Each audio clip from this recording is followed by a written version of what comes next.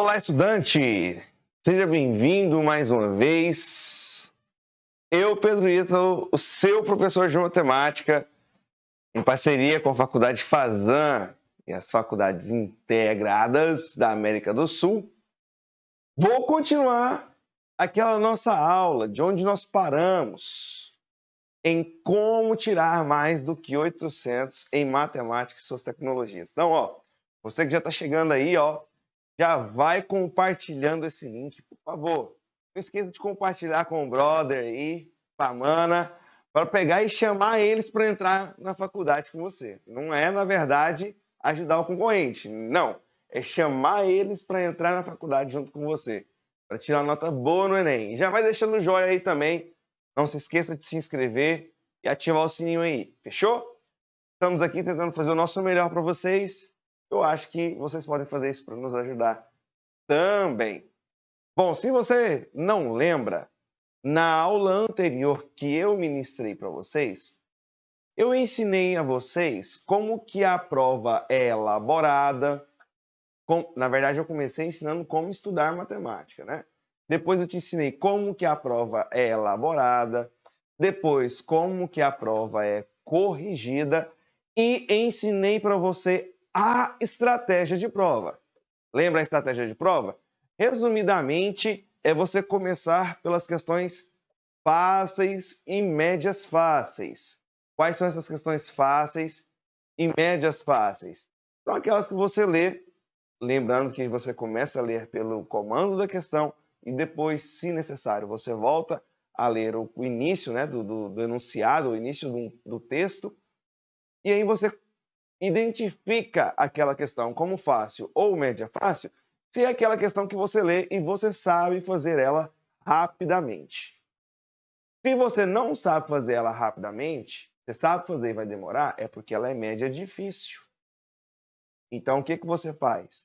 Você vai circular para fazer ela em um segundo momento da prova. E no terceiro momento, você vai fazer o que sobrou.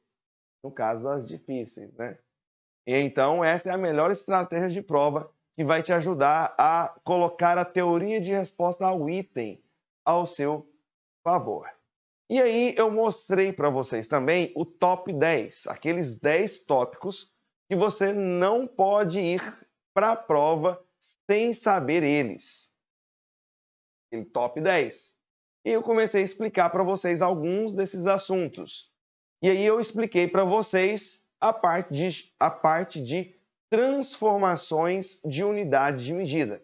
Nós temos basicamente de comprimento, de massa e de capacidade, que a gente resolve tudo do mesmo jeito.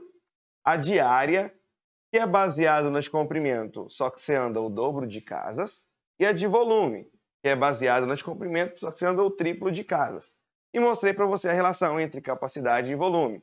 1 metro cúbico, 1000 litros, 1 decímetro cúbico, 1 litro, 1 centímetro cúbico, 1 ml. E aí eu finalizei a aula, por causa do nosso tempo, eu parei aqui, nessas razões importantíssimas que você não pode deixar de saber, que é escala, densidade e velocidade média. O que é a escala? É a razão entre o tamanho do desenho e o tamanho real. E a velocidade média é a distância dividida pelo tempo. E a densidade é a massa sobre o volume. E aí eu parei aqui, cantei a paródiazinha lá para vocês. Se é densidade, massa sobre volume, é verdade. Bom, se você perdeu essa aula, é só você procurar aqui no nosso canal que você vai encontrar essa aula. É de extrema importância. E eu quero continuar, né? Eu quero continuar com você partindo daqui, fazendo algumas questões, te mostrando como que isso pode ser cobrado na prova de matemática e suas tecnologias.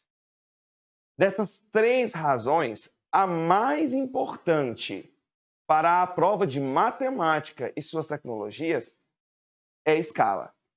Escala, o tamanho do desenho pelo tamanho real. Vamos ver uma questão sobre esse assunto?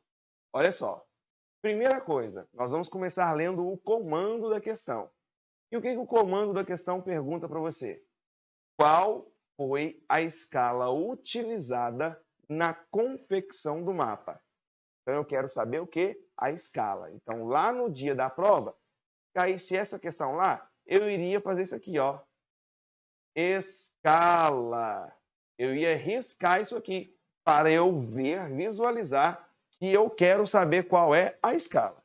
Então, agora nós vamos voltar lendo o enunciado, sacando as partes importantes.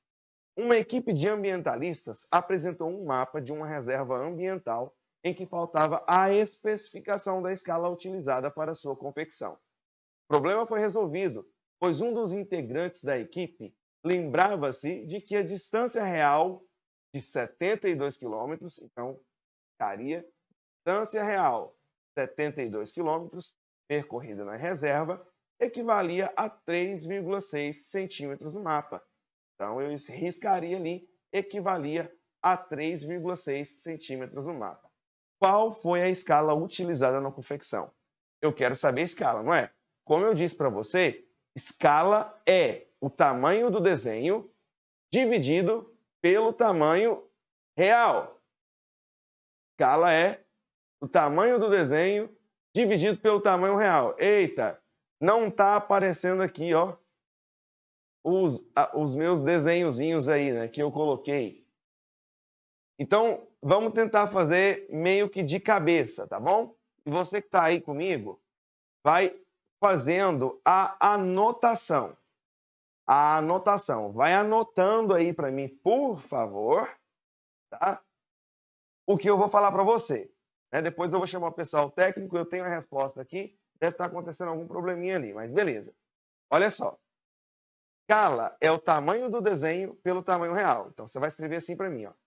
Escala é igual desenho sobre desão. Desenho sobre desão.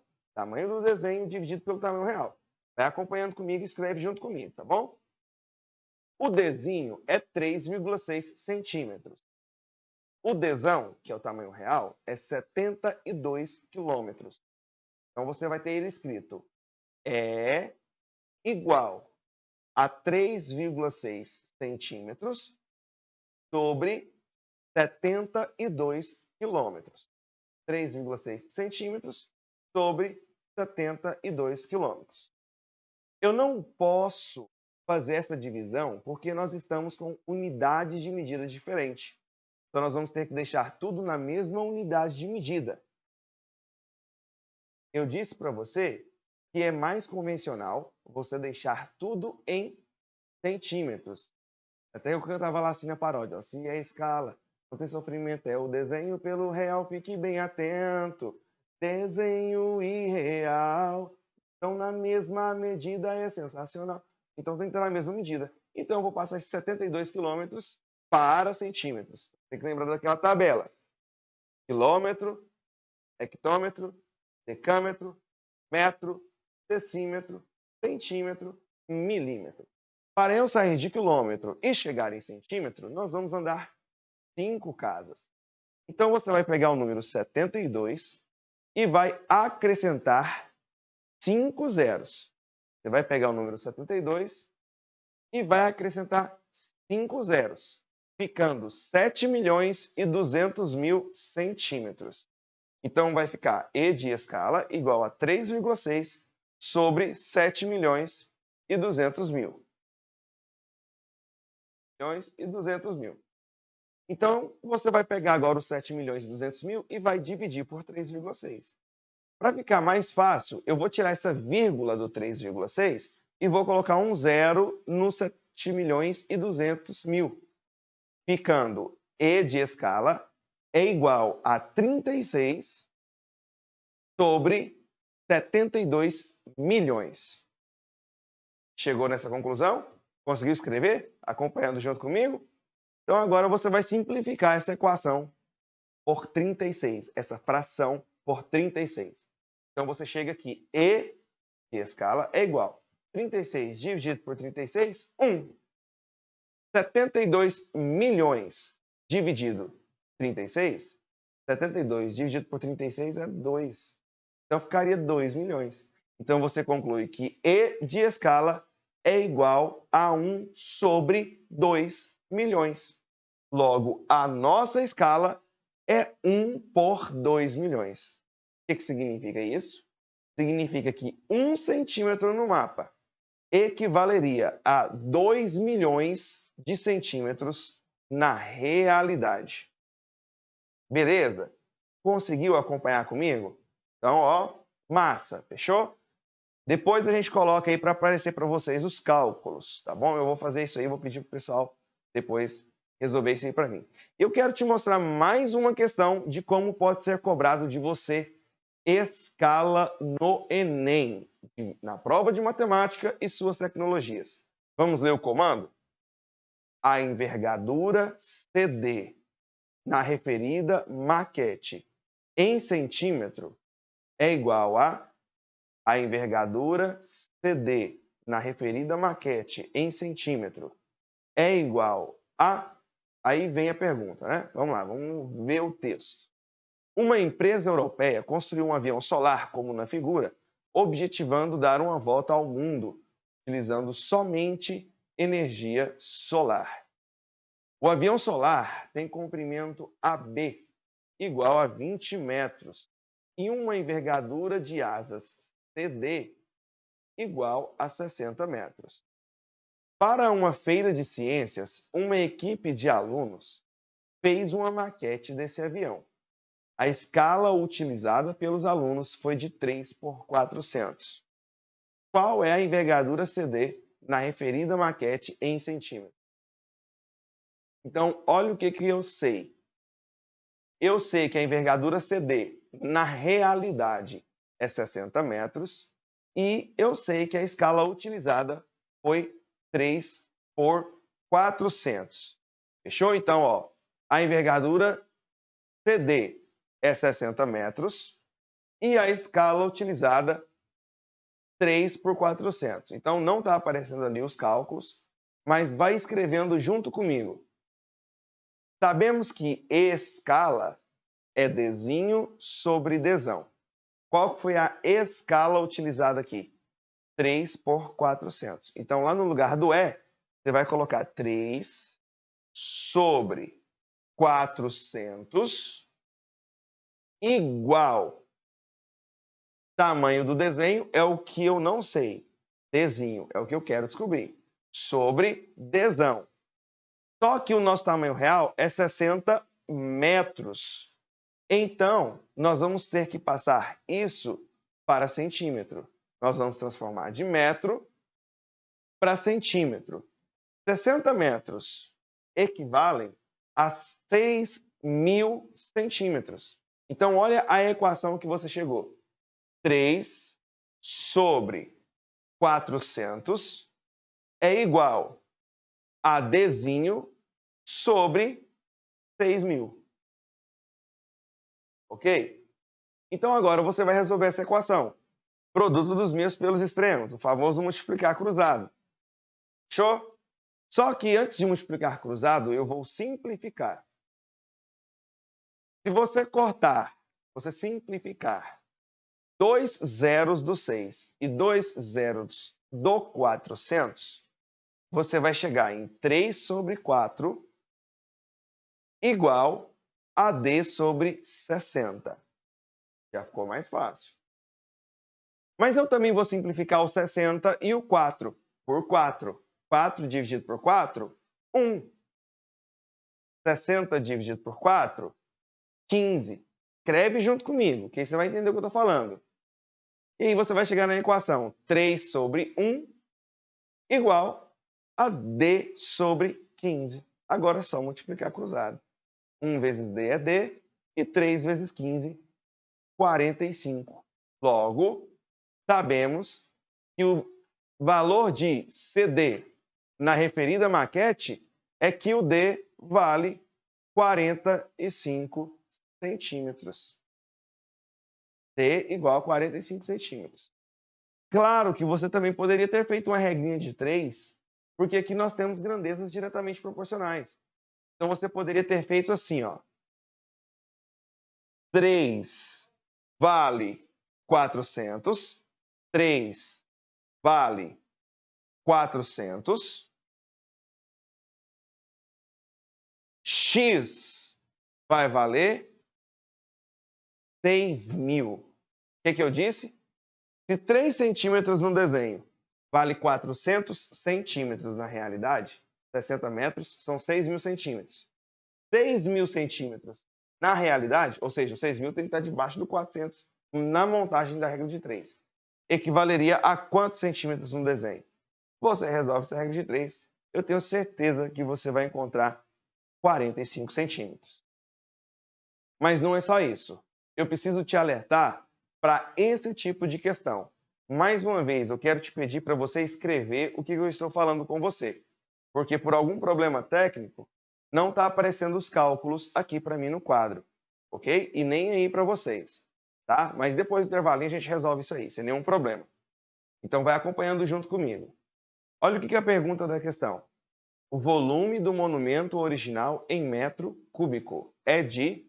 Então eu quero saber volume em metro cúbico. Eu quero saber o volume original em metro cúbico. Em uma de suas viagens, um turista comprou uma lembrança de um dos monumentos que visitou.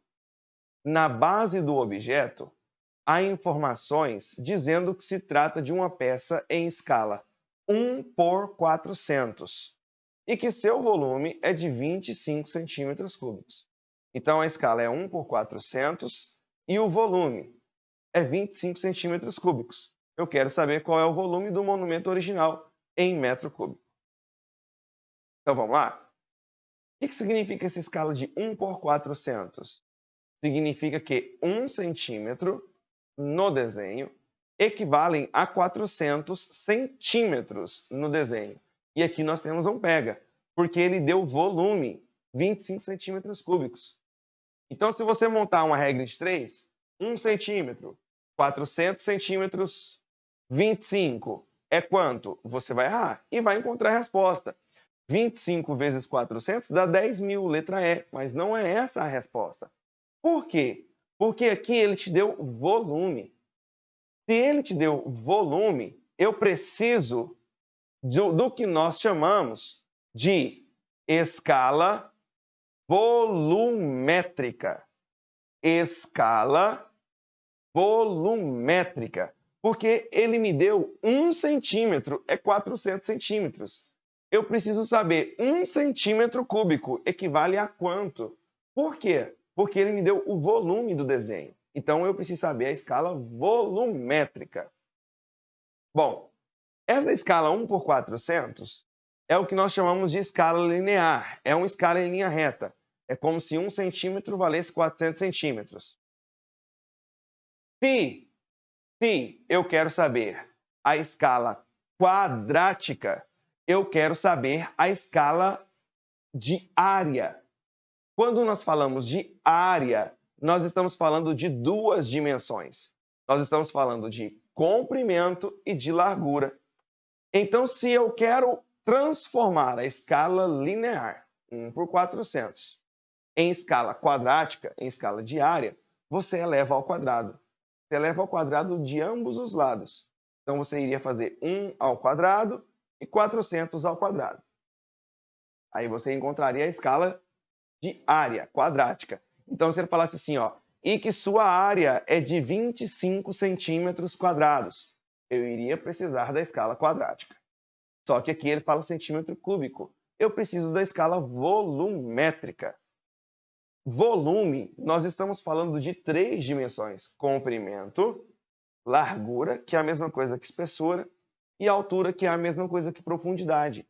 Então, você vai pegar a escala e vai elevar ao cubo. Você pega a escala linear e eleva ao cubo. Então, nós deveríamos fazer 1 centímetro ao cubo e 400 centímetros, tudo isso ao cubo. Tá acompanhando junto comigo? Então, o que você vai ter que fazer? Você vai escrever isso aqui para mim, ó. 1 centímetro, traço, 400 centímetros. Aí você vai colocar as duas coisas ao cubo. 1 centímetro, tudo isso ao cubo, parêntese ao cubo. 400 centímetros, parêntese ao cubo. Só que a minha resposta ele não quer em metro cúbico, então eu vou usar a minha malandragem para ficar mais fácil. E eu já vou passar esse 400 centímetros para metro. 400 centímetros são 4 metros. Então, olha onde que você vai chegar. 1 centímetro, entre parênteses, ao cubo, equivale a 4 metros ao cubo. 1 centímetro ao cubo vai ficar 1 centímetro cúbico. 4 metros ao cubo, 4 ao cubo, 4 vezes 4, 16, 16 vezes 4, 64. Ficaria 64 metros cúbicos. Então, olha a proporção que você chegou. Você chegou na proporção de 1 centímetro cúbico valem 64 metros cúbicos. Então, 25 centímetros cúbicos vai valer quanto? Vai valer X. Então, em resumo, eu preciso que você escreva aí para mim agora. 1 centímetro cúbico equivale a 64 metros cúbicos. 25 centímetros cúbicos debaixo do 1 centímetro cúbico. Vai valer quanto? Regrinha de 3, grandezas diretamente proporcionais, multiplica cruzado. E aí você vai ter que fazer, então, somente a conta. 25 vezes 64. 25 vezes 64 vai dar 1.600. Então, a nossa resposta, deveria ser letra C. Tá? Vou dizer mais uma vez, por alguns problemas técnicos, não está aparecendo os cálculos que eu preparei para vocês ali. Por isso que eu estou precisando da sua ajuda aí comigo para escrever junto comigo, fechou? Tá massa até aqui? Olha só, nossa última questãozinha aí sobre escala, para você ficar fera mesmo, porque isso vai cair na sua prova. O volume real do armário em centímetros cúbicos será? Então, olha só. O condomínio de um edifício permite que cada proprietário de apartamento construa um armário em sua vaga de garagem. O projeto da garagem, na escala 1/100, foi disponibilizado aos interessados, já com as especificações das dimensões do armário, que deveria ter o formato de um paralelepípedo retângulo reto com dimensões no projeto iguais a 3 centímetros, 1 centímetro e 2 centímetros. Qual é o volume do armário em centímetros cúbicos? Povos, para fazer essa questão, você tem duas formas. Esse 1/100 significa que 1 centímetro valem 100 centímetros na realidade. Então, esse 3 seria 300, esse 1 seria 100 e esse 2 seria 200. Então, imagina, você tem um paralelepípedo em que as dimensões reais são 300, 100 e 200. Como que eu encontro o volume de um paralelepípedo retângulo reto? É só multiplicar os três valores. Se você fizer 300 vezes 100 vezes 200, dá 6 milhões. Essa é a primeira forma. Qual que é a segunda forma? A segunda forma é você calcular o volume do desenho, que é 3 vezes 1 vezes 2. 3 vezes 1 vezes 2, 6 centímetros cúbicos. Então, aquela escala que é linear, 1/100, para saber a volumétrica, você vai elevar tudo aquilo ali ao cubo. Então, você vai fazer 1 centímetro ao cubo e 100 centímetros, tudo isso ao cubo. 100 ao cubo vai dar 1 milhão. Então, olha a proporção que você chegou. 1 centímetro cúbico no desenho equivale a 1 milhão de centímetros cúbicos na realidade. Logo, 6 centímetros cúbicos vai valer quanto? Só multiplicar o 6 por 1 milhão. 6 milhões. Essas são as únicas duas formas que você tem para fazer essa questão. Ou você passa os valores 3, 1 e 2 para a realidade, que é 300 vezes 100 vezes 200, e depois multiplica, ficando 6 milhões. Ou você já calcula o volume 3 vezes 1 vezes 2, que dá 6 centímetros cúbicos, e transforma a escala linear em escala cúbica, em escala volumétrica. Então, pessoal, não esqueça disso. Se ele te der a escala linear e falar alguma coisa de área, ele quer a escala quadrática. Você eleva ao quadrado. Fica de olho nessa dica aqui, porque muito aluno erra uma questão dessa e é uma questão fácil. E se ele te der a escala linear e falar de volume, ele quer a escala volumétrica. Você eleva tudo isso ao cubo. Fechou? Anotou? Cala. Vai estar lá na sua prova de matemática e suas tecnologias. Fechou? Bora prosseguir então. O próximo assunto que eu quero mostrar para você é o assunto de função afim. Função polinomial do primeiro grau. Função afim. Função polinomial do primeiro grau. O que é uma função afim? Uma função polinomial do primeiro grau. Uma função polinomial do primeiro grau é toda função do tipo y igual a ax mais b, onde o a e o b são números reais e o a não pode ser zero. Por que o a não pode ser zero? Se o a for zero, essa parcelinha aqui, ó, que está com o x, vai zerar. Então ela vai o quê? Sumir.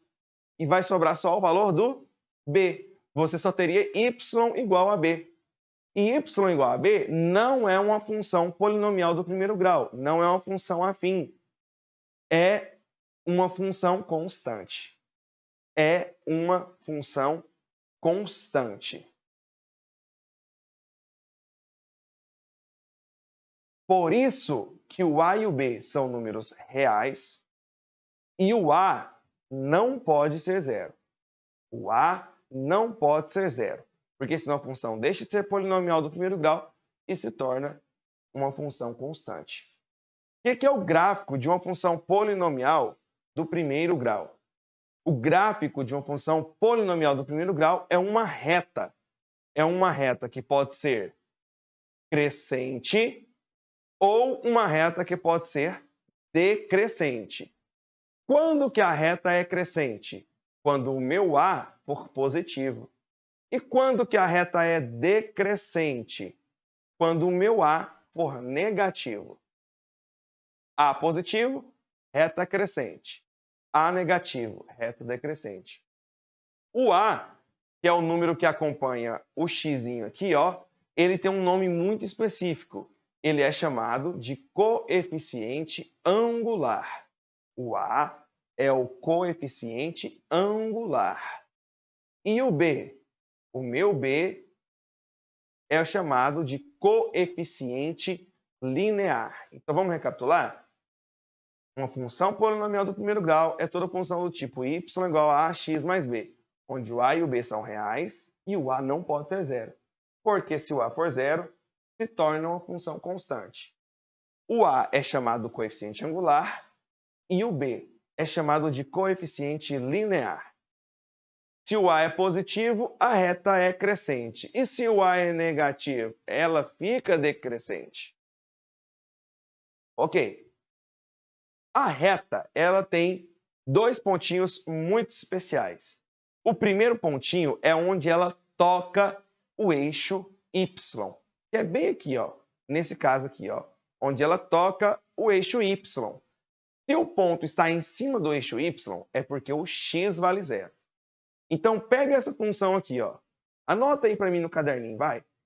Porque não está aparecendo aqui. Y igual a ax mais b. Coloca zero no lugar do x.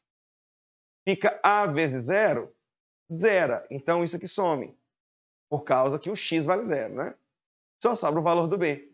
Por isso que sempre onde a reta tocar o eixo y, se o plano cartesiano está normal, no 0, 0, é o valor do b. Então, aqui, ó, é o valor do b. Então, onde toca o eixo y é o valor do b. Agora, onde toca o eixo x, é porque o y vale 0. Então, eu quero que você escreva aí junto comigo. Coloca 0 no lugar do y. E aí você vai ter a seguinte equação. 0 igual a ax mais b. Passa o b negativo.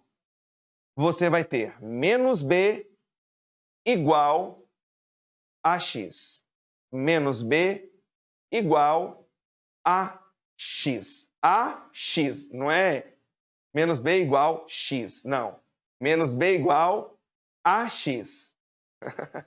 Aí o a que está multiplicando, você vai passar dividindo. Então, você vai ter menos b sobre a igual a x. Então, sempre onde a reta tocar o eixo x, é o valor de menos b sobre a.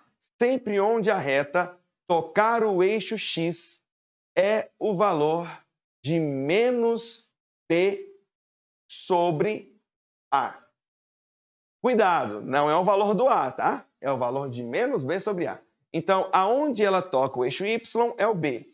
Onde ela toca o eixo x é menos b sobre a.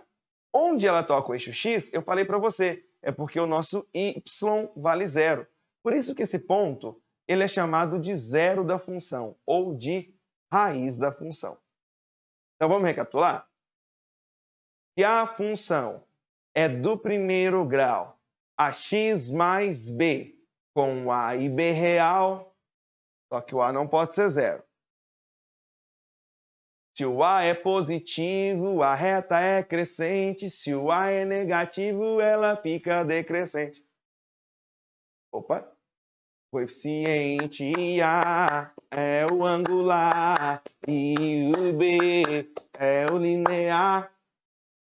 Se a reta toca o y, é o valor de B. Se toca o eixo x, é a raiz, pode crer. Oh, vai! A raiz é menos b sobre a. Para resolver, é fácil de lembrar.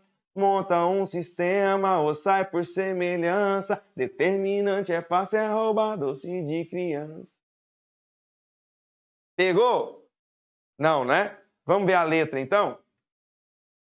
Ué, cadê minha letra, filho? Nossa, gente, não está aparecendo a minha letra aqui também? Oh, Jesus! Vamos lá, então? Ó, eu vou tentar cantar mesmo assim, tá? Para você pegar e tentar lembrar, para ficar na cabeça mesmo, tá? Música popular brasileira. Qual que é a música popular brasileira, né? Você já sacou que é, né? Essa música, ó.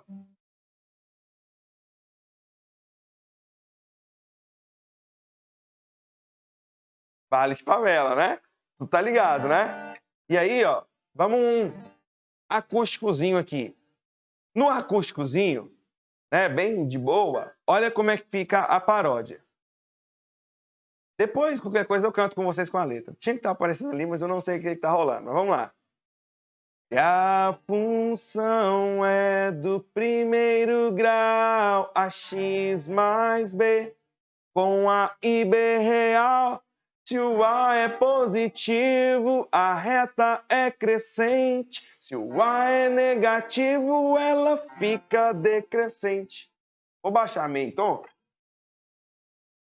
Eu vou cantar de novo para ficar na sua cabeça. Se a função é do primeiro grau, ax mais b, com a e b real.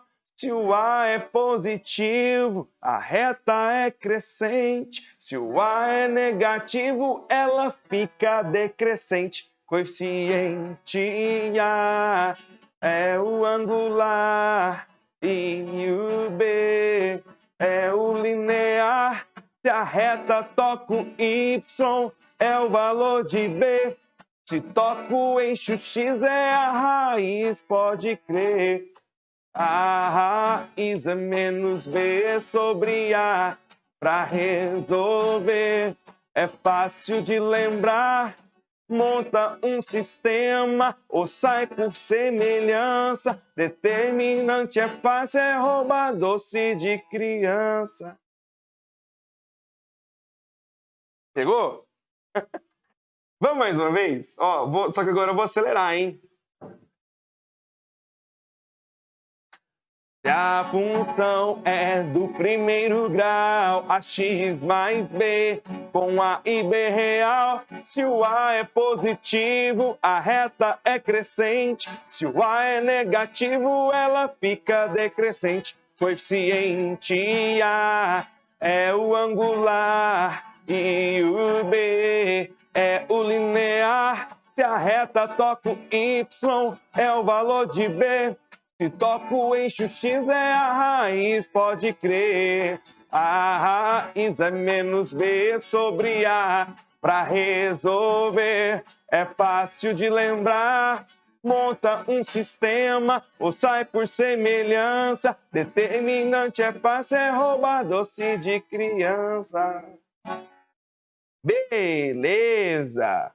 Bora lá então ver, né, uma questão. Vamos ver como que é cobrado isso de vocês lá no Enem. Ó, já quero te pedir, não deixa de compartilhar essa aula para nos ajudar aí, fechou? Não esqueça de deixar o joinha, se inscrever no canal, ativa o sininho aí, compartilha o vídeo para chamar aquele brother, aquele mano, aquela mana para entrar na faculdade junto com você.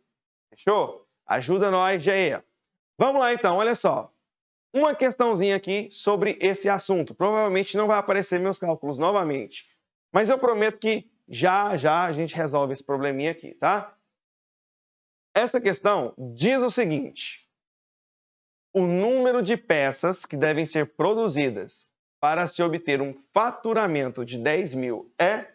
Então, eu quero encontrar qual é o número de peças para que o faturamento seja 10 mil. Número de peças para que o faturamento seja 10 mil. Vamos ler o enunciado da questão.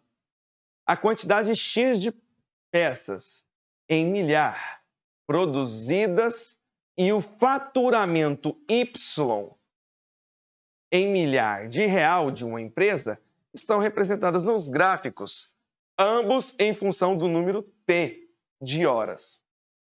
Então, espera aí. X é o número de peças que está em função de T. Y é o faturamento que está em função de T.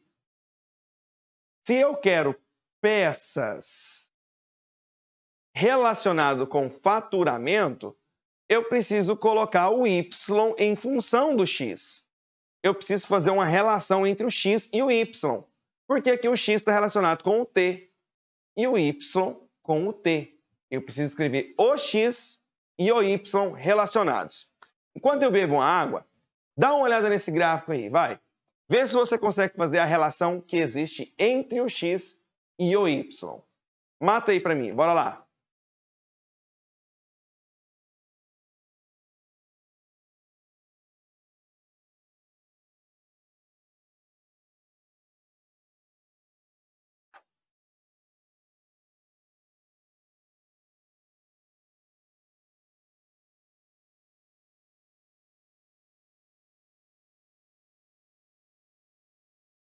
Ei, tá saindo? Tá saindo?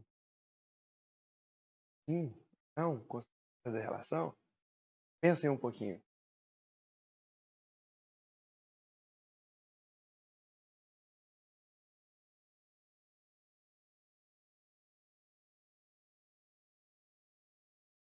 Bora lá então, olha só.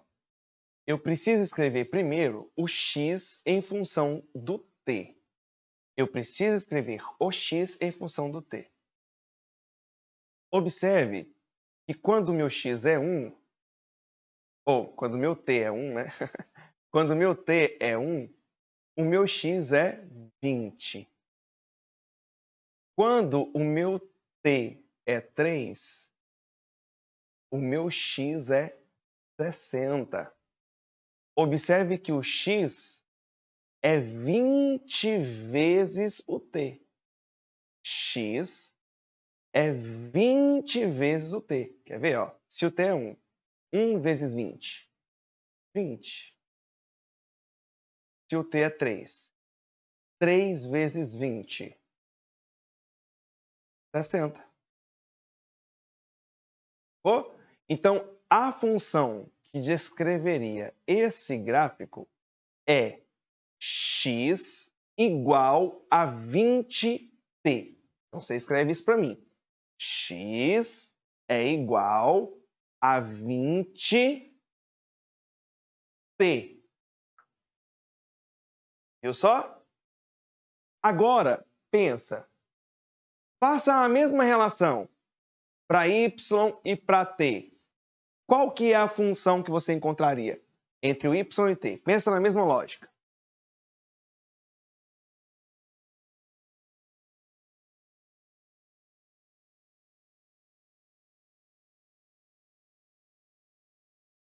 Bom, se você pensou que x, que o y, né, na verdade, é 4t, você acertou. Por quê? 4 vezes 1, aqui, 4 vezes 1 é 4.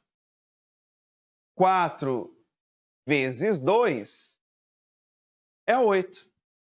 Então, eu tenho que esse gráfico é x igual a 20t, e eu tenho que esse gráfico é y igual a 4t. Então, você escreveu aí, x igual a 20t, y igual a 4t. Só que o 4 é o 20, né? Só que o 20 é o quíntuplo do 4. 20 é 4 vezes 5. Ora, você escreve aí para mim, vai. Se x é igual a 20t e y é igual a 4t, x é igual a 5y. Por quê? Porque se eu fizer 5 vezes 4, vai dar 20. Então, o x é 5y. Então, olha só.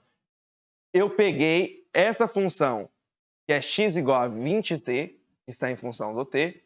Eu peguei essa função, que é y igual a 4t, que está em função do t. E eu fiz a relação entre x e y. X é 5 vezes y. Agora eu respondo. Qual é o número de peças? Então, qual é o valor do x para que o faturamento seja 10 mil? Então, para que o y seja 10 mil. Então, você faz 5 vezes 10 mil. E 5 vezes 10 mil vai dar 50 mil. Então, a nossa resposta seria a letra D, 50 mil. Conseguiu fazer essa relação? Conseguiu captar a mensagem? Bom, enfim, vamos para mais uma questão? Depois do intervalo, eu volto e você tira os prints com as resoluções, tá? Porque eu fiz as resoluções ali, mas algum probleminha ali no PowerPoint ali não tá passando ali. Mas vai dar certo, vai dar certo. Bora lá, ó. Olha essa outra questãozinha aqui. Aí. Olha essa outra questãozinha aí, que é uma questão do Enem 2016, só que eu adaptei ela. Eu que fiz virar uma questãozinha de função polinomial do primeiro grau. O que diz? Se essas estimativas tivessem sido confirmadas, a média de produção diária de petróleo no Brasil em milhão de barris em 2028 teria sido igual a... Bom, vamos ler a questão. O gráfico mostra a média de produção diária de petróleo no Brasil em milhão de barris no período de 2004 a 2010. Então, tá aí o gráfico, né? Aqui você pode observar que nós temos o período de 2004 até 2010 e aqui eu tenho os milhões de barris. Então, por exemplo, em 2004 foram produzidos 1,49 milhões de barris. Em 2005 foram produzidos 1,68 milhões de barris. Desculpa. E assim sucessivamente. Esse gráfico é um gráfico que nós chamamos de gráfico de barra, tá? Gráfico de barras. Ou gráfico de colunas, como alguns professores chamam. Que são colunas, tá vendo? São barras.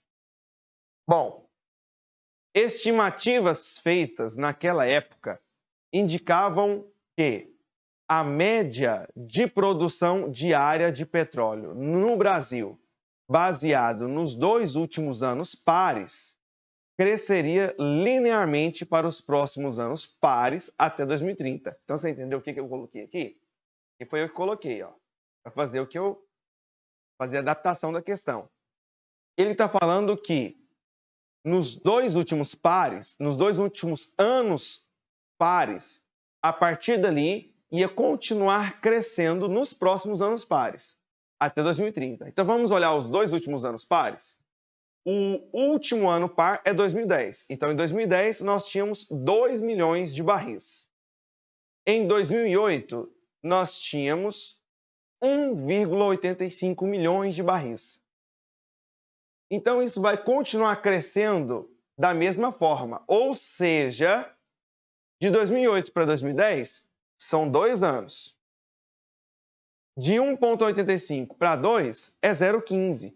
Ah, então quer dizer que aqui existe uma proporção. Quer dizer que a cada 2 anos aumentam 0,15 milhões de barris. Em 2028, qual será a produção? Então, olha só, eu montei alguns mini gráficos para você conseguir interpretar isso aqui. Mas eu quero ver se você vai conseguir fazer essa questão. Vamos lá? Vou te dar um tempinho só para você esboçar alguma coisa. Resumidamente, a questão é: em 2008, 1,85 milhões de barris. Em 2010, 2 milhões de barris. Lá em 2028, qual vai ser a quantidade em milhões de barris? Vai lá, dá um tempinho para isso. Fala, gente! Voltemos e pronto, e estamos aqui. É zoeira, gente, eu sei que o correto é voltamos, tá? Ó, deixei aqui pronto, conseguimos resolver o problema, olha lá, ó. E eu vou passar aqui para você tirar o seu print, gente. Olha que coisa linda, olha lá, ó. Tira o seu print aí da resolução da questão que eu comentei com vocês, vai. Tira o printzão, ó, não esquece de postar no Instagram, marcar @Fazan, @Faculdade Integra, marca eu também, @Pedro Ítalo, vai. Beleza? Tirou o print? Vamos lá para a outra. Ah, faltou um pedacinho. Perdão, gente, desculpa. Tira o print de novo, vai. Show! Ó, a outra aqui, ó. Nossa, olha que coisa linda. Agora sim, agora eu tô maravilhoso. Tira o seu print. Volta, filho. Vai, tira o seu print aí de novo, na resolução da questão. Sol Gold. A outra aqui, ó. Nossa, tira o seu print de novo, para você estudar depois. Massa demais, massa demais. Bora lá. Essa aqui não... Aqui a musiquinha, gente, ó. Vamos lá? Só para relembrar, que eu agora empolguei, né? Se a função é do primeiro grau, a x mais b, com a e b real. Se o a é positivo, a reta é crescente. Se o a é negativo, ela fica decrescente. Coeficiente A é o angular e o B é o linear. Se a reta toca o Y, é o valor de B. Se toca o eixo X, é a raiz, pode crer. Oh, vai! A raiz é menos B sobre A. Para resolver é fácil de lembrar. Monta um sistema ou sai por semelhança. Determinante é fácil, é rouba doce de criança. Uou, pronto. Fechou. E aqui, né, aquela questãozinha, né, que eu tinha falado para você e a resolução dela. Ah, moleque. Massa demais. Tirou o printzão? Show, né? Beleza. Vamos lá, então, voltar naquela questão que eu tinha dito para vocês. Paramos aqui a nossa aula. Massa demais. Agora sim, agora eu empolguei. Olha só, gente. 2008, 1,85 milhões de barris. Lembrou? 2010, 2 milhões de barris. Fechou? Em 2028, quantos milhões de barris serão, né? Então aqui, ó, eu usei o software GeoGebra só para fazer uma simplificação. Observe que o ponto A aqui, ó, tá 8 e 1,85. 8 de 2008, eu quis colocar 8, tá? O ponto B, 10 e 2. 2010, 2 milhões para representar, certo? Ah, volta mais um. Beleza. Aí eu fui pela lógica, ó. Marquei o ponto, tracei a reta e marquei o ponto, ó.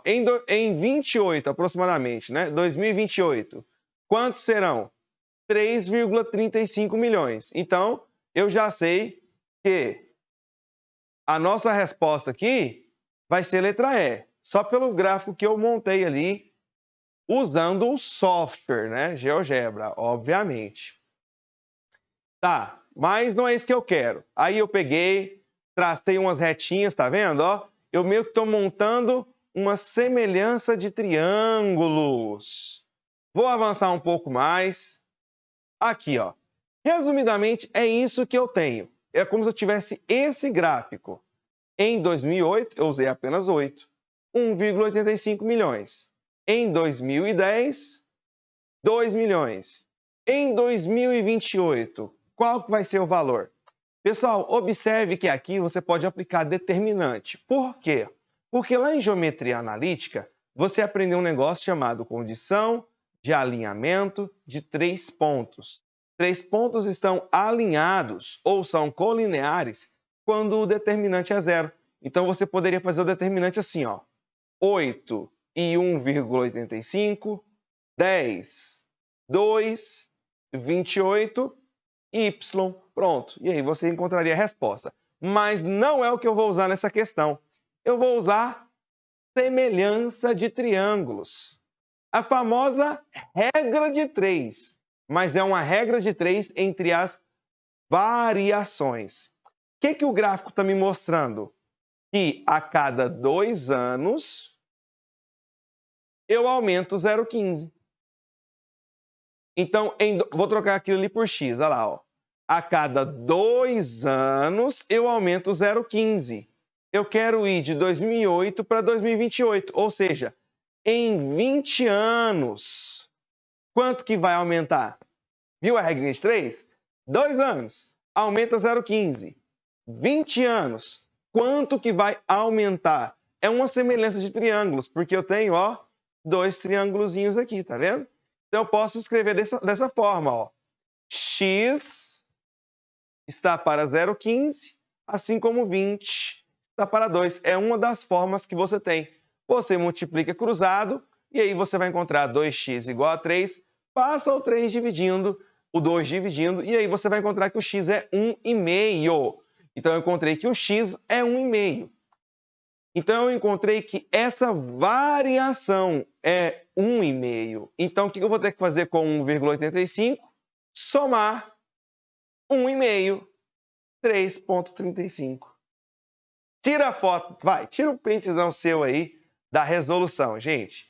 Porque esse método, que é uma regra de 3 entre as variações, presta atenção. Se você fizesse assim, ó, 8 é 1,85, 28 é quanto? Tu vai errar, porque você não pegou a variação.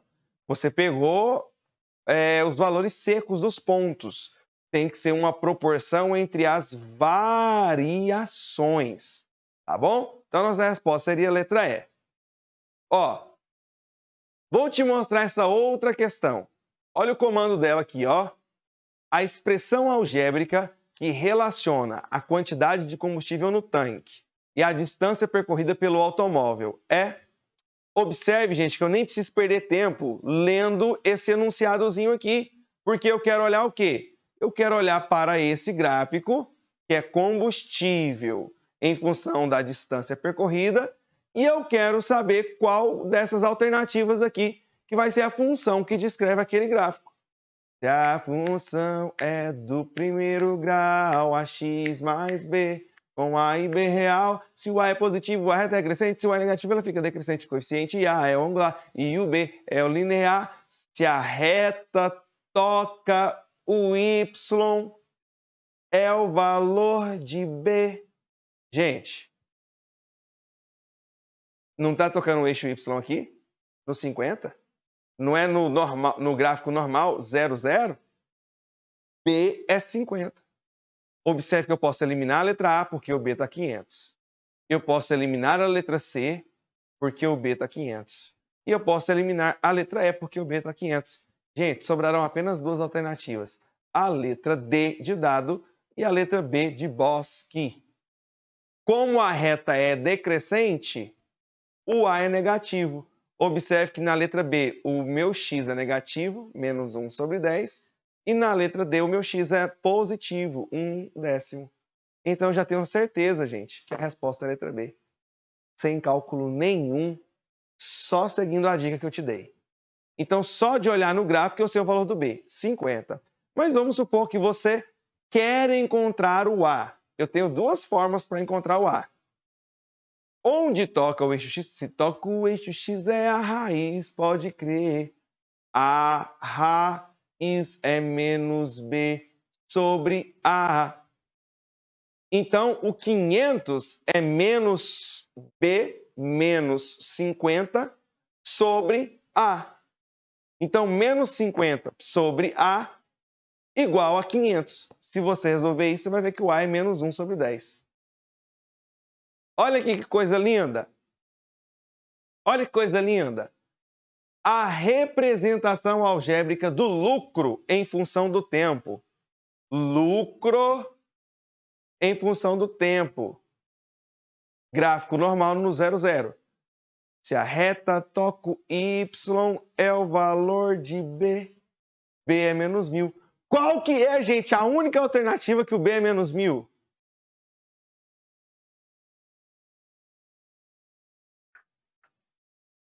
Letra D. Na letra A, o B é 3000, elimina. Na letra B, o B é 4000, elimina. Na letra C, o B não aparece, o B é 0. Na letra E, o B é 3000 e na letra D, o B é menos 1000. Então, a resposta é a letra D. Já foi. Já acabou. Simplesão demais da conta, olha só. Show, né? Beleza. Gente, com isso nós podemos ir agora, então, para a função quadrática, tá? O que é uma função quadrática? É toda função do tipo fx igual a ax² mais bx mais c, onde a, b e c são números reais, só que o a não pode ser zero. Por que o a não pode ser zero? Se o a for zero, essa parcela, ela zera, ela some. Olha lá, ó. Sumiu! Ou seja, o meu x está elevado apenas ao expoente 1. Então, a função deixaria de ser quadrática e tornaria polinomial do primeiro grau. Afim. Por isso que o nosso a não pode ser zero. A, b e c pertencem aos reais e o a não pode ser zero. Obviamente, você tem que saber como que se resolve uma função quadrática. Como que você vai resolver uma função quadrática? Tornando ela em equação. E como que você vai tornar ela em equação? Você vai pegar ax² mais bx mais c e vai igualar a zero. Você vai encontrar as raízes. E para isso você tem duas formas, Bhaskara e some-produto. Bhaskara, aqui no Brasil, que a gente chama desse jeito, tá? Mas o nome correto é forma quadrática, tá bom? Mas aqui no Brasil a gente chama de fórmula de Bhaskara. Como que a gente aplica a fórmula de Bhaskara? Menos b, mais ou menos raiz do delta, né? Então, isso que está dentro da raiz é o nosso discriminante, dividido por 2a. Então, delta é b² menos 4ac. Delta ou discriminante. Por quê? Ele é chamado de discriminante. Porque é ele que vai falar quantas raízes tem a equação. Se o delta é positivo, você vai ter duas raízes reais distintas. Se o delta é igual a zero, você vai ter duas raízes reais iguais. E se o delta é negativo, não tem raiz real. E a outra que você pode aplicar é soma e produto. Gente, eu só aconselho você usar soma e produto se o seu A valer 1, tá? Porque senão você vai ter fração e aí pode te dar uma complicação na hora de fazer. Então, todas as vezes que o A for 1, a soma é o sinal trocado do B. A soma é menos B. E o produto é o C. Mas qual que é a teoria? A soma das raízes é menos B sobre A e o produto das raízes é C sobre A. Mas todas as vezes que o A for 1, você pode aplicar a soma, sinal trocado do B, e o produto é o C. E o gráfico de uma função quadrática é uma parábola. Se o meu A é positivo, eu tenho uma parábola côncava para cima. Concavidade voltada para cima. Abertura para cima. Se o A é negativo, eu tenho concavidade voltada para baixo. Eu costumo dizer assim para os alunos, ó, se eu sou uma pessoa positiva, se eu sou uma pessoa para cima, eu sou uma pessoa feliz. Se você observar aqui, ó, carinha feliz. Ó o olhinho, ó o outro olhinho, ó o narigão, igual o meu. Olha a boca. Hã? Então, se eu sou positivo, se eu sou para cima, eu sou feliz. Agora, se eu sou negativo, se eu sou para baixo, eu sou o quê? Triste. Carinha triste. Você não pode falar que assim ela é crescente e que assim é decrescente. Não pode. Por quê? Porque se você olhar para esse ponto, antes desse ponto, a parábola decresce. E depois desse ponto, ela cresce. Então, observe que a parábola é as duas coisas ao mesmo tempo. Ela é crescente e decrescente ao mesmo tempo. Então, por isso que eu não posso falar crescente, e sim concavidade para cima. Já quando ela é concavidade para baixo, antes do vértice, ela cresce. E depois do vértice, ela decresce. Então, se eu estou falando do vértice, que eu tenho coordenadas x do vértice e y do vértice, você precisa saber como que a gente calcula o x-vértice e o y-vértice. X-vértice é menos b sobre 2a. Y-vértice, menos delta sobre 4a. Então, x-vértice é menos b sobre 2a e o y-vértice, menos delta sobre 4a. Mas lá na prova não vai pedir para você calcule o x-vértice, calcule o y-vértice, calcule o vértice. Não, não vai pedir isso para você. Vai falar duas palavras-chave. Ponto mínimo, ponto máximo. Então, você viu alguma questão lá na prova que falou assim para você: qual é o menor valor para que isso aconteça? Ou qual é o máximo para que isso aqui aconteça? Ele quer o vértice. Aí você que vai ter que interpretar se é o x ou se é o y. Pode ser qualquer um dos dois. Falou mínimo ou falou máximo, pode ser o x, pode ser o y do vértice. Qualquer um dos dois. Você que vai ter que interpretar. Por exemplo,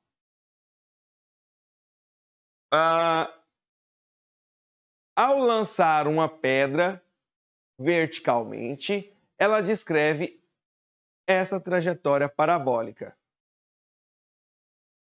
Qual é a altura máxima atingida por essa pedra?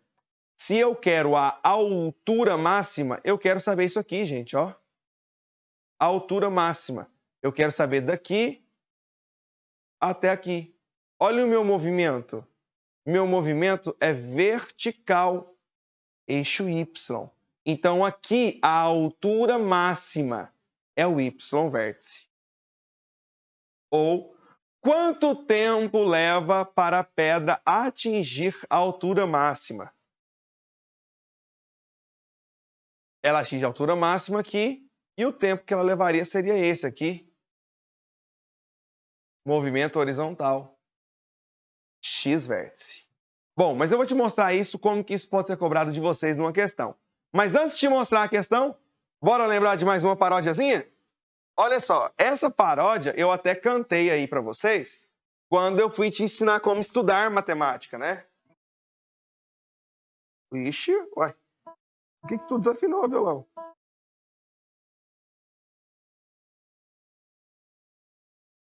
E na agora.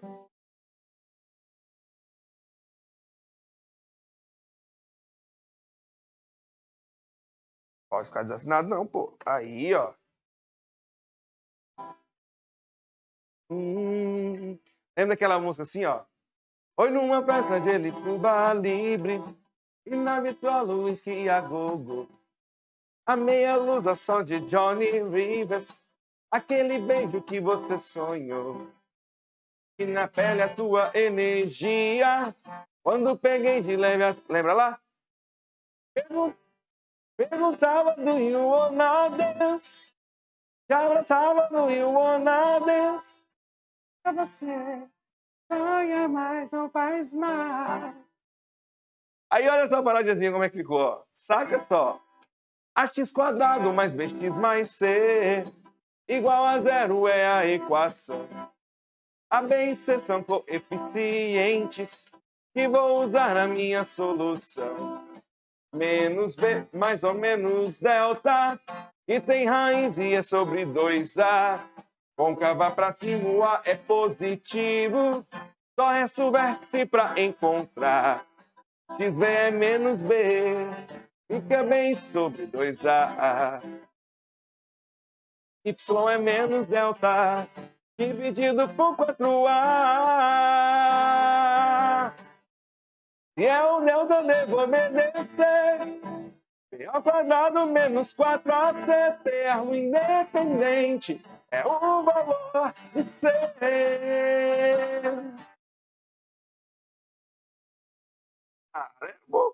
Vamos lá, eu quero te mostrar a questão, né? Mas, cara, olha, tu lembrando disso aqui, menino, vou te falar, viu? Tu revisa coisa demais, demais, demais. Ó, a x quadrado mais 2x mais c igual a zero é a equação. A b e c são coeficientes que vou usar na minha solução. Menos b mais ou menos delta, que tem raiz e é sobre 2a. Côncava pra cima, o a é positivo, só resta o vértice para encontrar. XV é menos B, que fica bem sobre 2A. Y é menos delta, dividido por 4A. Se é o delta, devo obedecer. É ao quadrado menos 4AC, termo independente. É o valor de C.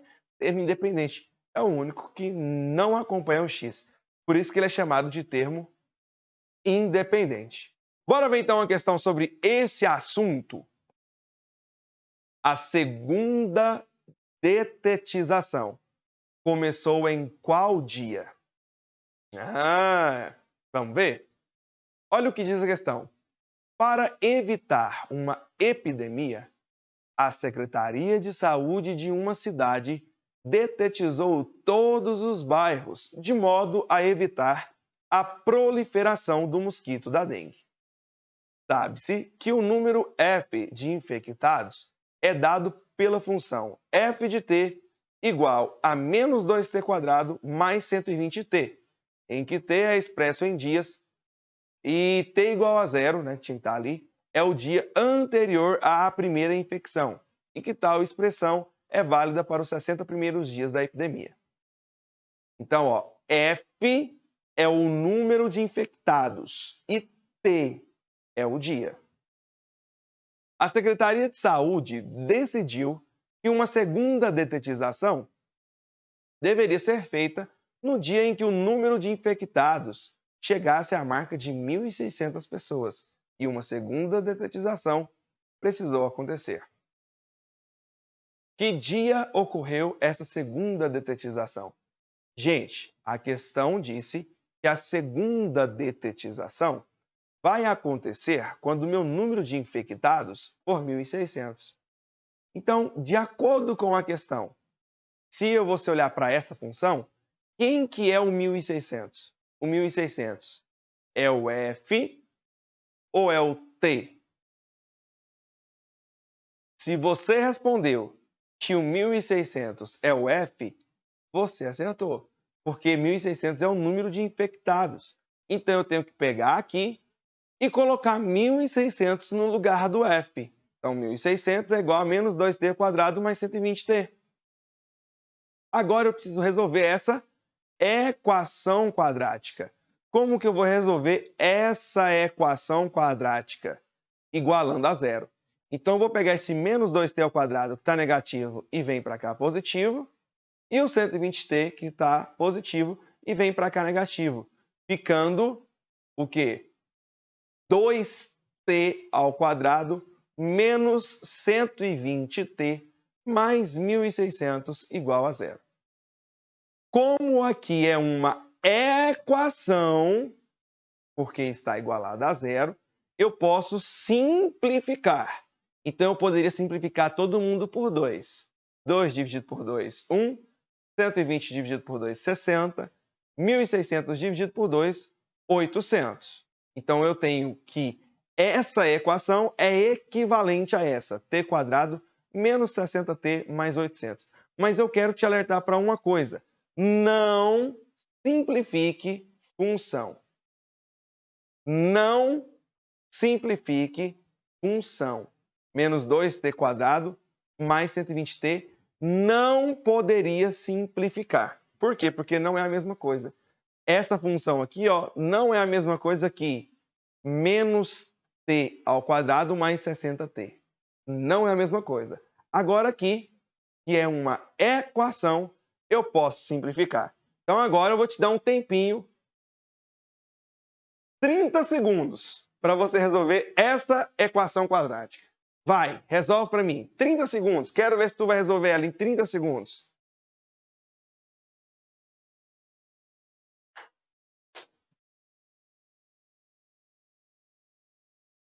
Se você for aplicar a fórmula quadrática, que aqui no Brasil a gente chama de fórmula de Bhaskara, você vai demorar um pouco.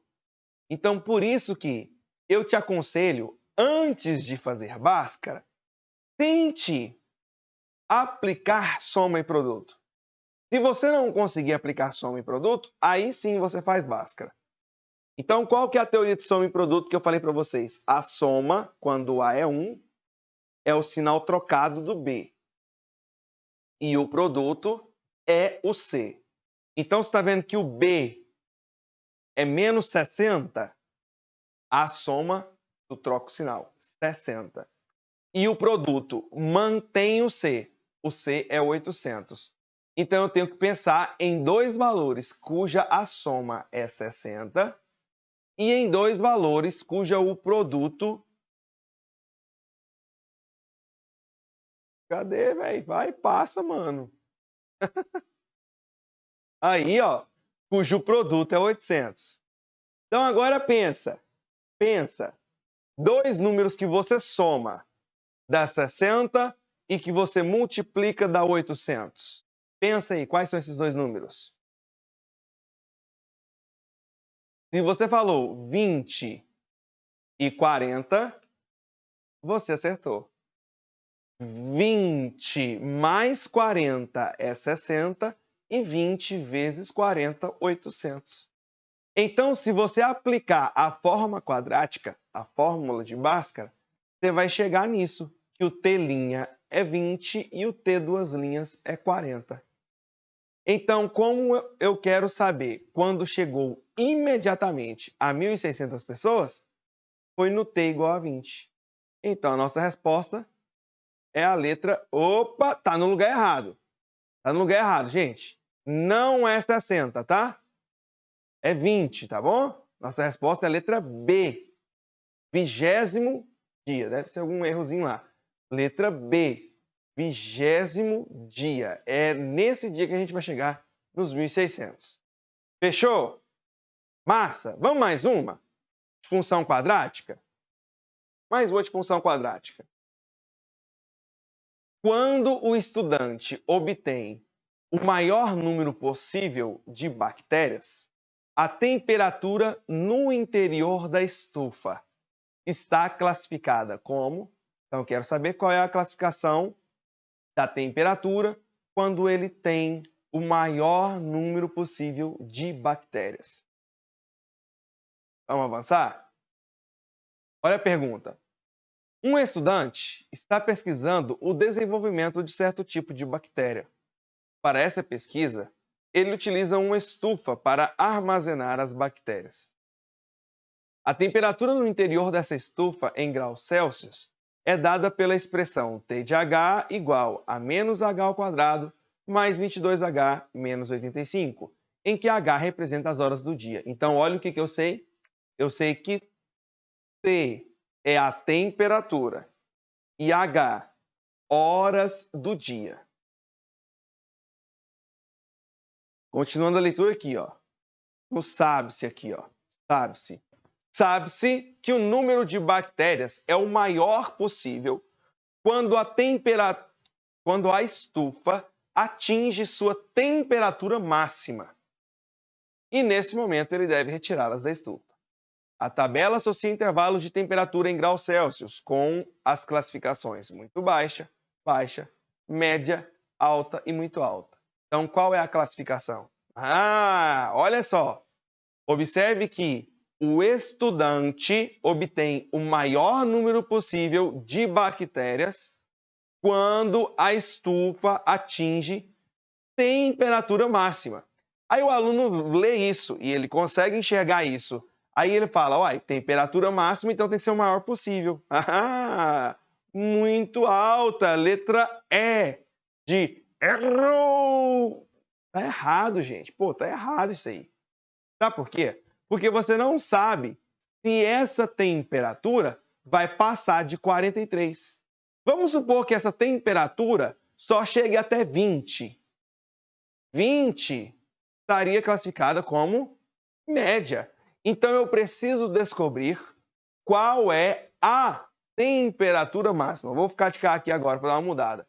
Eu preciso descobrir agora qual que é a temperatura máxima. Como que eu vou descobrir a temperatura máxima? Lembra que eu te disse? Todas as vezes que ele falar de máximo, ele quer o vértice. Então, pode ser o x-vértice ou o y-vértice. Como ele quer a temperatura, ele está querendo o Tzão. E o Tzão está no lugar do y. Então, o que ele quer? O y-vértice. Ele quer o y-vértice. Fechou? Agora, se ele tivesse perguntado em que horas o estudante irá tirar as bactérias. Então, se ele tivesse falado em que horas, eu queria saber o valor de H. H estaria fazendo o papel de X nessa função. Então, se ele tivesse perguntado a hora, eu iria calcular o x-vértice. Viu? Quando ele fala máximo, pode ser o x, pode ser o y. Você que vai ter que interpretar qual que é. Nesse caso, é o y-vértice, que é menos delta sobre 4a. Y é menos delta dividido por 4a. Se é o delta, devo obedecer. B ao quadrado menos 4ac. Então, ó, o meu B é 22. Tá aqui, ó. É o que acompanha a incógnita elevado a 1. Menos 4 vezes o A é o que acompanha a incógnita elevado a 2, menos 1. E o C é o termo independente, é o único termo que não depende de x, que é menos 85. Então, se você fizer 22 ao quadrado, é 22 vezes 22. 484. Fique atento ao sinal, ó. Menos vezes menos, mais. Mais vezes menos, menos. Então, eu tenho 484 menos 4 vezes 1, 4. 4 vezes 85 dá 340. Então, é 484 menos 340. Dá 144. Então, meu delta é 144. Então, quem vai ser o meu y-vértice? É menos o delta, então é menos 144, dividido por 4 vezes o a, que é menos 1. Isso é a mesma coisa que 144 dividido por 4, que é 36. E 36 graus Celsius está classificada como alta. Então, a nossa resposta seria a letra D, alta. Fechou? Então, todas as vezes que você vê uma questão falando de máximo ou de mínimo, ele quer o vértice.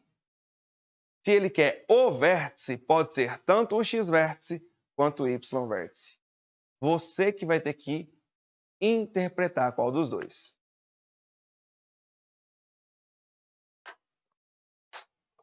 Ótimo! Maravilhoso! Maravilhindo!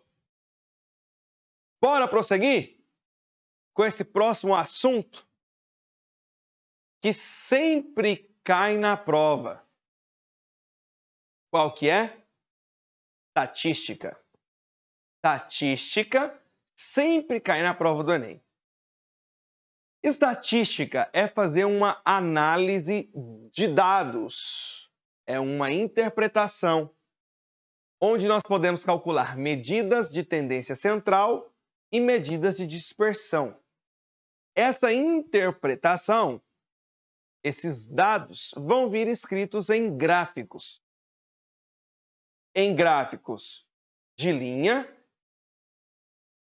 em gráficos de barra, que alguns professores chamam de coluna, e em gráficos de setor, que alguns professores chamam de pizza. Gráfico de pizza. Ou também pode vir em tabelas. E aí você vai ter esses dados. E desses dados você consegue calcular as medidas de tendência central. Quais são as medidas de tendência central? Média,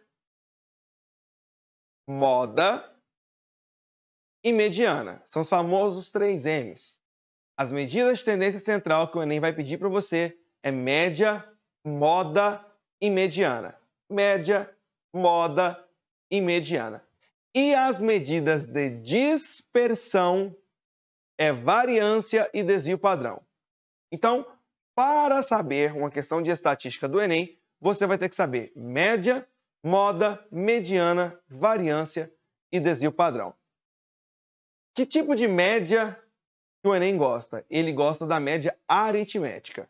Nós temos média aritmética, média geométrica, média harmônica, mas a que ele gosta é a média aritmética, que nós podemos dividir em duas, em média aritmética simples e a média aritmética ponderada, ou simplesmente média ponderada. Como que a gente calcula a média aritmética simples? Nós vamos somar os elementos e vamos dividir pelo número de elementos. Então, soma os elementos e divide pelo número de elementos da amostra. Isso é a média aritmética simples, né? Se eu vou fazer a minha média em matemática. A minha média em matemática vai ser dado pela média aritmética simples entre o teste, a prova e o trabalho. Então, se eu tirei 6 no teste, 9 na prova e 10 no trabalho, se eu quero saber a minha média, eu somaria 6 mais 9 mais 10 e divido por 3. Somei 6 mais 9 mais 10, divido por 3. Média aritmética simples. Agora, nós temos a média aritmética ponderada, ou simplesmente média ponderada. Como que você vai identificar que a questão está trabalhando média aritmética ponderada? Quando você ver a ideia de peso ou de frequência. A minha média em matemática vai ser a média entre o teste, que tem peso 2, a prova, que tem peso 3, E o trabalho que tem peso 1. Qual é a minha média se eu tirei 6 no teste, 9 na prova e 10 no trabalho? Então, como que eu deveria proceder? Eu tenho que pegar, multiplique cada elemento pelo seu respectivo peso e soma os resultados. Então, eu deveria fazer. Se o teste tem peso 2 e eu tirei 6, eu faria 6 vezes 2. Mais, se o trabalho eu tirei 9 e tem peso 3, eu faria 9 vezes 3. Mais, se o trabalho eu tirei 10 e tem peso 1, eu faço 1 vezes 10. Então, eu deveria fazer 6 vezes 2, mais 9 vezes 3, mais 10 vezes 1. E divida pela somatória dos pesos ou das frequências. Então, eu iria pegar esse resultado e dividir. Peso do teste, 2, mais. Peso da prova, 3, mais. Peso do trabalho, 1. Então, eu iria dividir por 2, mais 3, mais 1. Isso é média ponderada. O que é moda? Moda é o que mais sobressai em relação aos demais da amostra. É o que possui maior frequência. Então, se na minha amostra eu tenho um elemento que possui maior frequência que todos os demais, ele é a moda. Esse elemento é a moda. Como eu teria uma moda, seria uma amostra modal. Uma moda modal. Se lá na minha amostra eu tenho 2 elementos que aparecem a mesma quantidade de vezes e é mais vezes, maior frequência que os outros, então eu teria 2 modas. Então eu teria uma sequência bimodal. 2 modas, bimodal. Se eu tiver 3 ou mais modas, polimodal. E se eu não tiver nenhuma moda? Se todo mundo aparece com a mesma frequência, se todo mundo aparece a mesma quantidade de vezes, então eu não tenho moda. Se eu não tenho moda, é o que nós chamamos de amostra amodal. Não tem moda. E mediana. O que é mediana? Gente, mediana é o termo do meio de uma sequência ordenada. Então, para definir a mediana, a primeira coisa que você tem que fazer é ordenar a sequência, é ordenar a amostra. Ordenar é colocá-la em ordem crescente ou decrescente. Você escolhe. Eu, professor Pedro Ítalo, prefiro ordem crescente. Se a quantidade de termos da sua amostra for ímpar, você vai ter um elemento no meio. Ele é a mediana. Se a quantidade de termos for par, você vai ter 2 elementos no meio. Para encontrar a mediana, você faz a média aritmética dos dois. Ou seja, você soma os dois e divide por 2. Então, essas 3 medidas são as medidas de tendência central. E a medida de tendência de dispersão é a variância e o desvio padrão. Para que serve a variância e o desvio padrão? Serve para mostrar o quanto uma amostra é regular ou não é regular. Se a amostra é mais regular ou menos regular. Quanto maior a variância, quanto maior a variação, maior será o desvio. Ou seja, menos regular será a amostra. Isso é equivalente a dizer que mais irregular será a amostra. E quanto menor a variação, quanto menor o desvio, mais regular é a amostra. Então, olha só esse mapinha mental, que massa, né? Então, tira o seu print, não esquece de postar a gente lá, Fazan, Integra, posta no meu Instagram também, @PedroItaloVaz. Não esquece disso aí, fechou? E eu vou te mostrar agora como que isso é cobrado na prova. De acordo com os dados apresentados, a classificação do resultado do teste desse leitor é: No final de uma matéria sobre sorte e azar publicada em uma revista, o leitor tem a opção de realizar um teste no qual ele deve responder a 10 perguntas sobre 5 temas, sendo 5 sobre sorte e 5 sobre azar. Para cada pergunta, o leitor marca apenas uma alternativa dentre as 6 opções de respostas, sendo que a alternativa escolhida está associada a uma nota entre os valores 1, 3, 5, 7, 8, 9. Um leitor respondeu ao teste obtendo as notas de sorte e de azar para as perguntas e representou-as no quadro 1. Então tá aqui, ó, sorte e azar no quadro 1. Os resultados do teste X é calculado como sendo a diferença entre as médias aritméticas da nota da sorte e do azar. Nessa ordem. A classificação desse resultado é dada de acordo com o quadro 2. De acordo com os dados apresentados, qual é a classificação dos resultados? Então, ele diz que o resultado é a diferença entre a média aritmética da sorte e do azar. Então, eu vou fazer a média aritmética da sorte, que é o quê? Somar 1 mais 3 mais 9 mais 7 mais 7 e vou dividir pelo número de elementos, 5. E essa média daria 5,4.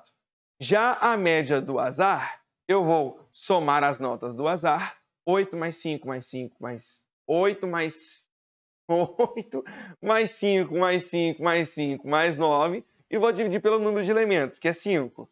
E aí eu encontraria que é 6,4. Como a minha classificação é a diferença entre sorte e azar, então eu faço 5 menos 6,4, que dá menos 1.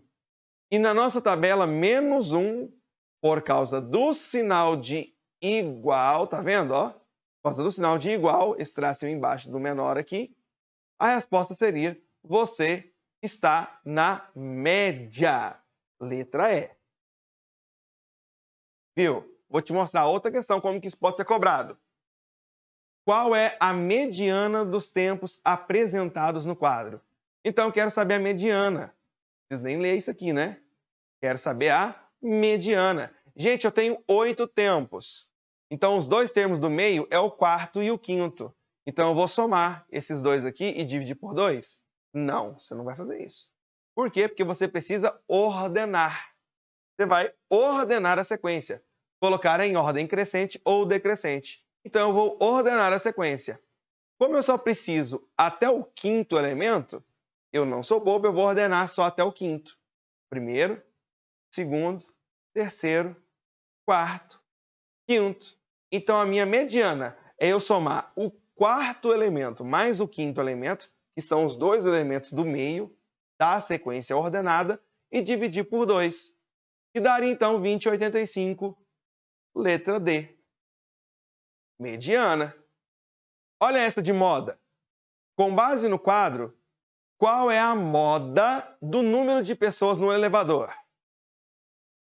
Tá, eu não vou ler o enunciado, beleza? Porque provavelmente você está se preparando para o Enem. Você já deve ter visto uma questão dessa. Então, eu quero saber a moda do número de pessoas no elevador.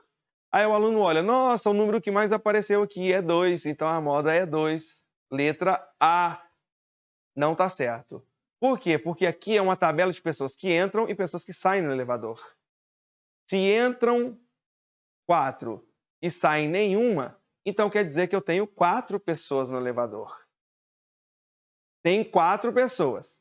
Se entram 4, fica 8. Se saem 3, 8 menos 3, 5. Agora eu tenho 5 pessoas no elevador. Se eu tenho 5 pessoas no elevador, entra uma, fica 6. Sai uma, volta para 5. Se eu tenho 5 pessoas no elevador, entram 2, fica 7. Saem 2. Continuo com 5. 5. Entram 2 pessoas, ficam 7. Saem nenhuma, eu fico com 7 pessoas no elevador. E depois 3. Então, a nossa moda é 5. Vamos finalizar? Vamos finalizar com essa questão aqui, ó. A primeira luta foi entre quais atletas? Vamos ler? Porque agora eu preciso ler. Eu não sei quais são esses atletas. O procedimento de perda rápida de peso é comum entre os atletas dos esportes de combate. Para participar de um torneio, 4 atletas da categoria até 66 quilos, peso-pena, foram submetidos a dietas balanceadas e atividades físicas. Realizaram 3 pesagens antes do início do torneio. Pelo regulamento do torneio, a primeira luta deverá ocorrer entre o atleta mais regular e o menos regular. Pronto. A primeira luta foi entre quais atletas? Entre o mais regular e o menos regular. Desvio padrão. Variância. Quem que é o mais regular? É o que tem menor desvio padrão. Então, se você olhar, ó, desses valores aqui, ó, desvio padrão, ó, quem tem menor é o 4,08. Atleta 3. Então, o atleta 3 é o mais regular. Por que mais regular? Menor desvio padrão. E quem tem maior desvio padrão? Né, o 8,49, que é o atleta 2. Então, o atleta 2 é o menos regular. Então, por que ele é o menos regular? Porque ele tem maior desvio padrão. Então, a luta vai acontecer entre os atletas 2 e 3. Ah, moleque! Gente, e aqui eu encerro a minha participação com vocês. Eu quero agradecer vocês por terem um pouquinho de paciência lá no começo, pelos probleminhas que nós tivemos, né? Pelos interpasses que aconteceram, né? Mas eu quero te agradecer por ter ficado aqui até o final.